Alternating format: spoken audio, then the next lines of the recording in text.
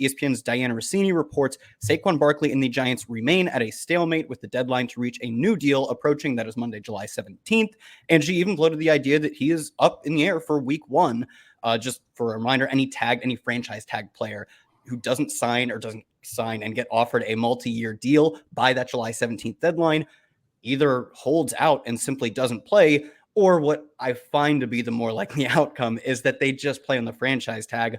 Lawrence, is there how far apart do you think these teams are? 'Cause I've always thought of, at least in the past 4 or 5 years, Saquon is like the true heart of this team, even when he's injured. And on top of that, we saw them, I'm going to call it kind of capitulate to the Daniel Jones stalemate, where I thought Daniel Jones got a really handsome contract, where I know it a lot depends on, the incentives he earns and how much guaranteed money it is. But even just the flat sort of fancy numbers that may not pan out in reality of like 40 mil a year, I thought they did him well. They gave him the bag. Like, is Saquon going to get the bag, or do you think he really is going to have to play on the franchise tag, or does he not play at all?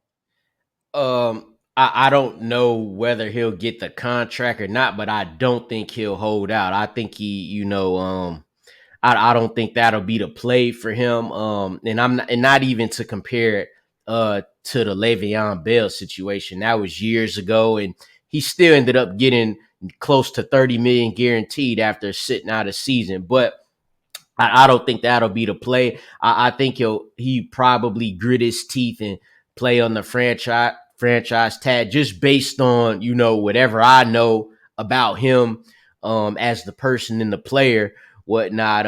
If we are shocked though, and we see him hold out or miss some time rather, which again, I don't think that's going to happen. But if it does, then we have to look towards the rest of the Giants offense, starting at quarterback with Daniel Jones. And we got to look at where his fantasy value lies. A lot of that rushing that he was able to get last year off those read options is due to the fact that Saquon Barkley is alive and breathing. So you did say Saquon got tackled a lot more than the times he actually had the football, because that's where defenders would go towards. And now when you don't have that threat in the backfield, that'll change things for not only obviously the whole offense, but it'll start with Daniel Jones. They have a losing record without Saquon Barkley since Daniel Jones has been drafted,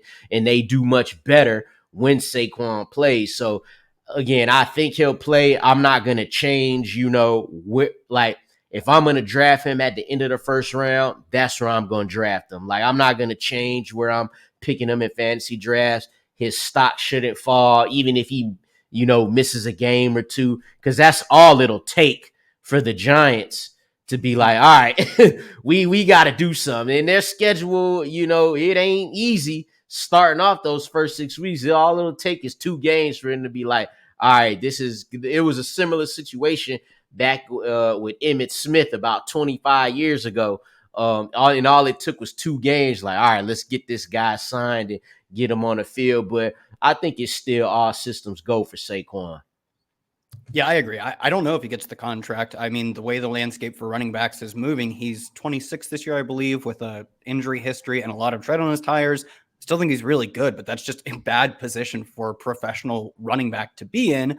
Maybe the Giants really are going to play hardball, but even if they do, I totally agree with Lawrence that I just don't see a way that he holds out at this point in his career and misses like what would probably be a crucial year in his career. So I think he stays, but it does bring up a good question of, even if he does play, if he gets injured, this is a spot where the running back is so valuable on this team, not only to the team, but for fantasy purposes. They're getting a ton of work. Zach, is there a backup lean you have? I really think it's probably down between Matt Breida and Eric Gray, unless you have a third name. But I think both are interesting-ish options if we could maybe have a lean on one, though. Yeah, I mean, the lean is tough for me because I tend to focus more towards Eric Gray, just given the workload that he handled during his days in college, both at Tennessee and Oklahoma. He didn't just rush for 1,300 yards and 11 touchdowns last season. He also caught 33 passes for 229 yards with the Sooners. For his career over 4 years, he had 99 receptions. So we know that Eric Gray can definitely not just take on a rushing load if it actually came down to it, but we know he can also catch passes as well. 99 receptions over 4 years is certainly nothing to sneeze at.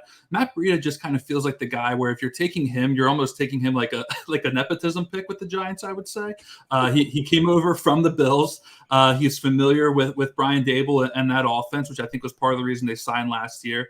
And he's a guy who has, quote unquote, done it to some capacity or another in the NFL. Right now, an underdog, they are both, quite literally free, which I find puzzling, just given the current status of Barkley. Barkley's going as the running back 6-year underdog. Then you scroll down, you see Eric Gray going, I guess what's basically as like one of the last picks of the final round, and then Matt Breida at ADP slightly below his. So I think Gray would be my lean just from a youth and rushing ability standpoint. Breida is, by all accounts, not young as far as a running back is concerned at the NFL level. And I think that even if he starts early on in the event that Barkley were to miss time, I wouldn't be surprised if Gray somehow eventually worked his way into a little bit more of a serious role, just given, again, the youth and what he displayed during his last year at Oklahoma in particular.